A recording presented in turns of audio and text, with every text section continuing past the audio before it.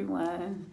It's me, April Kamaya. You have reached my review for Ready to Love, Season 4, Reunion Part 2. And before I get started, I want to say thank you to all my new subscribers out there. I see you guys. I appreciate it. I will be reviewing 4 new shows because Ready to Love, this is the last episode, you guys. So we have no more Ready to Love to review until fall. So I will be reviewing, let's see, Family or Fiance, Real Housewives of Potomac, Love and Marriage Huntsville, and Put a Ring on It. Put a Ring on It, I already have 2 episodes up already, so you guys go check out those videos. So I've already started reviewing Put a Ring on It, but I will be reviewing those other 3. Family or Fiance, Real Housewives of Potomac, and Love and Marriage Huntsville, okay? So you guys check those out, all right? This part 2 was... It was okay. It was better than the first one. A lot of disappointment with what was found out, but I'm jumping the gun. Let's go ahead and start with the beginning. So we started off with, of course, left off with Kyra and AJ. And Tommy asked if Kyra's interested in AJ. In a nutshell, basically no. She says, but I'll tell you what she said. Her heart's not in it, but she said it shouldn't be this difficult to try to be able to connect with somebody and be in a relationship with someone. She says she knows where she stands in a committed relationship. She knows what she wants and what she doesn't want, and it's just not there, which is understandable. So we've all said this throughout the show. She didn't know what she wanted, or she knew what she wanted, but it wasn't with those men, and she just wanted to be kept to the end, and that's what she did. As of right now, she says that it's not her focus, but AJ knows that if he wants to be in a relationship with her, I guess he knows what to do. I don't know. It's obvious that Kyra has checked out with AJ. That's not happening at all.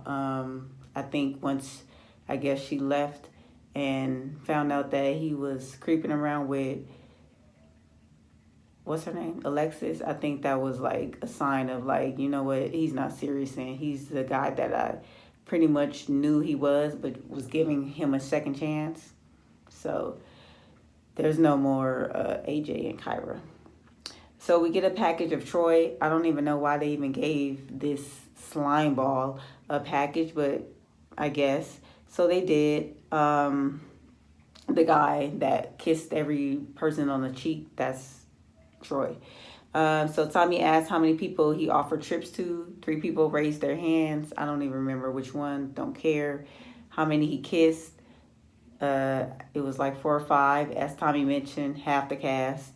Did he learn anything through the process? He says, be careful, something, whatever. Be careful, I guess, to not catch it on camera, something of those lines. So basically, he's going to do what he's going to do. He's going to keep being the slime ball that he is. We get a package of Andrea and the cat situation. Really didn't care about that. They just needed to fill space, I guess, because they felt the need to give us a package of Andrea, I guess. So she did find the cat. Tommy asked, what did she learn of this process? She learns that she needs to be more assertive. Okay, moving on.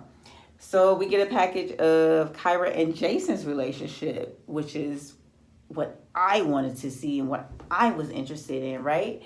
So they bonded, I guess, over mental health. They had some, Jason had some issues regarding mental health. Kyra, I think her or her friend had some sort of situation with mental health, so that's where they bonded at. Tommy asked, why to Jason, why the sudden change, and basically Kyra couldn't make up her mind, is basically what he said. And he also had a connection to Liz, so it was like, Kyra doesn't know what she wants. I have this connection with Liz. What do you want me to do, right? And I understand, like, you want me to be in limbo, like, so I wasn't really quite sure what Kyra really wanted, because I would have did the same thing Jason did. If Jason wouldn't have had a connection with somebody, then I would have understood. Then I can understand, I guess, Kyra, if Jason didn't pay no mind to her after that, but Jason was interested in multiple women. So if you're not giving him the intention and you're still not sure, then he's gonna obviously go with the person that is giving him the attention, and they are both deciding to be with each other. And she just couldn't give Jason the answer, and I don't understand why Kyra don't understand that. But Kyra felt like she was vulnerable to him in that situation, and he just took advantage of it, I guess. And I guess she felt some type of way that he was going with Liz, you know. She didn't have a decision made, but Jason did, basically. That's basically what it is. At that point, Jason, at the end, was asking, what do you want? If Kyra would have chose Jason, Jason would have went with Kyra. We all know that. Kyra didn't make a decision, so Jason went with Liz. That's it. It's simple. So we move on to get a package of Stacey and David situation, where I guess, you know, all these packages, they didn't really do it for me. Like, I don't understand, like, all these little stories that they had, like, I didn't really care about. Like, the people that I wanted them to dive into, they didn't really dive. Like, Jason and Kyra, that was a big story. They should have had way more minutes on that segment. They should have had a longer segment on that, because there's a lot more going on in that situation that we are not privy to, and I was really interested in knowing a little bit more than what we got. But anyway, we got a package of Stacey and David situation regarding the should you let your partners have the password. And basically, it was a big ass misunderstanding. David was pretty much saying, you know, yeah, he want the passwords, you know, when we're in a marriage. Yes, that's pretty much like, I don't see why I can't know everything about you, because we're supposed to be one, right? I'm sorry, you guys. I'm squatting and I need to fix that. But yeah, and Stacey was more on, I felt like, in a relationship, like boyfriend or girlfriend, like she felt like why would I need to give you that information, right? And so I think they just had kind of that whole situation was kind of blown out of proportion, in my opinion, for a storyline. And it didn't even need to be like that. Like I said, David was talking about expectations while being married. Stacey was obviously talking about in a relationship. She wasn't talking about in a marriage, because after they talked about it and asked each point, they basically felt the same way with each other. They understood each other's viewpoints, you know. So that was really just like blown out of proportion. Ooh, I'm sorry, you guys. I am like squatting. Okay. All right.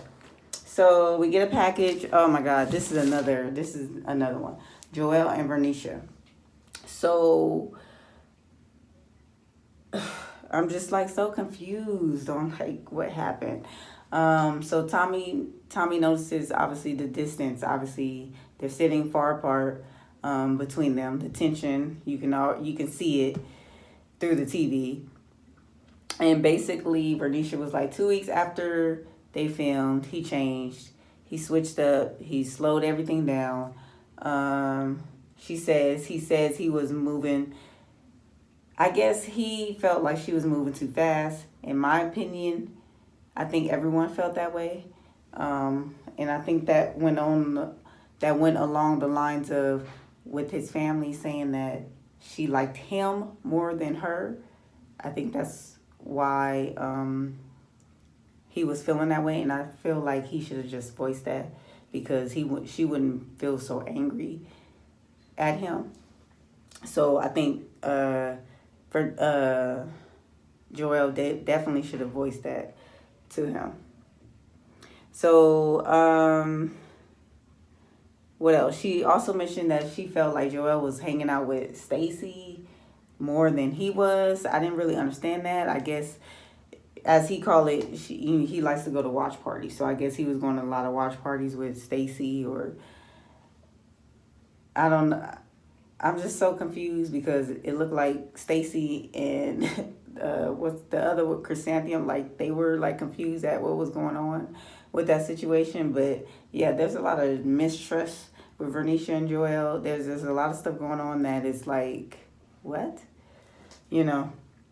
But they asked if he's been going out with Stacy. He says no. Joel's obviously disappointed in how things turned out. I'm disappointed in how things turned out because it just looked like it just switched like that, which I kind of felt like it might have, because like you said, like everybody was saying they were kind of like clashing, but moving too fast. She did seem like she liked him more than he liked her. I called that out, but it still can work. I guess. But yeah, that whole situation, that was disappointing that they didn't end up together. Like she wants no parts of him. Like, and he seemed like he wants no parts of her. So that's kind of like a whole mess. Like, I'm very disappointed in that because I just feel like I don't know what happened. To me, I just felt like Joel just didn't like Vernisha. Like, that's the only thing I can think of. Like, he really didn't like her. And when the show was over, it was just like, his time to, like, leave because he really wasn't feeling her. Because how you just go from liking someone to not liking someone? You know what I'm saying? Like, it's kind of like, it don't happen that way. When you like somebody, like, it kind of continues. You know what I'm saying? And if it don't continue, it wasn't really genuine, in my opinion. It was genuine from Vernisha, but Joel, I'm not so sure. I don't think he was really feeling Vernisha like that. So they're a donezo. They're a no-go, okay?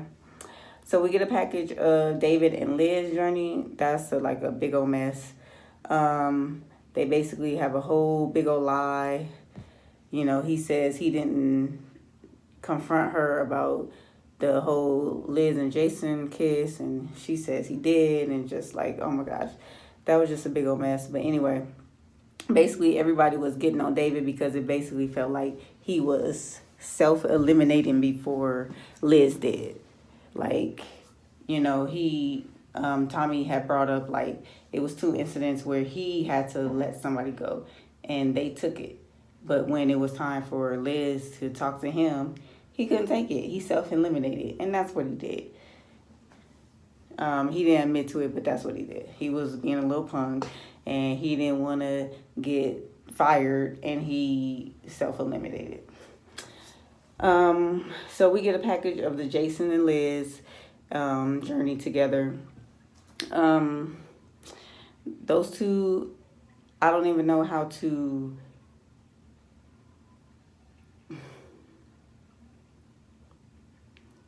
I don't even know how to do a review because it's like, it looks good to other people, but to me, I'm just still not feeling their connection. I'm just really not. I don't feel it. Like, I know what I wrote, well, Tommy says, what works with them, what makes them work. They say honesty, consistency, spirituality. They say all the right things, right? Jason said Liz allows him to go through the journey. I guess, with him and Kyra, she allowed him to go through that journey. And, he respected that. They discussed the intimacy part. They're affectionate, but of course they have not crossed that bridge yet. They've met each other's family. They're dating exclusively. So as of right now, they are dating exclusively. They're still together. But I don't know. It's just something about them that don't seem genuine. I feel like they got together and they're kind of playing it out because they kind of have to. But in maybe a couple of years, I just don't see it happening. You know what I'm saying? Like, I feel like I don't see the long term. I see, like, them being like, yeah, we were together 4 or 5 years, but I don't see the long term, But who am I? It could work for them, right? So who am I to say that? But I am saying I don't feel that their connection is really genuine. So we go through the final words of everybody. So most people. David, he's still dating. Alexis, she's still dating. AJ, he's taking things from this journey to move forward to the next. So he feels like he's grown and he knows what to do in the relationship moving forward. So that's good. Chrysanthemum, she's continuing to date. KG and Amber, there's KG found love, I guess. I don't know if Amber found love, but KG's found love. That's another couple I don't really feel like is really genuine and will last long, but who am I, right?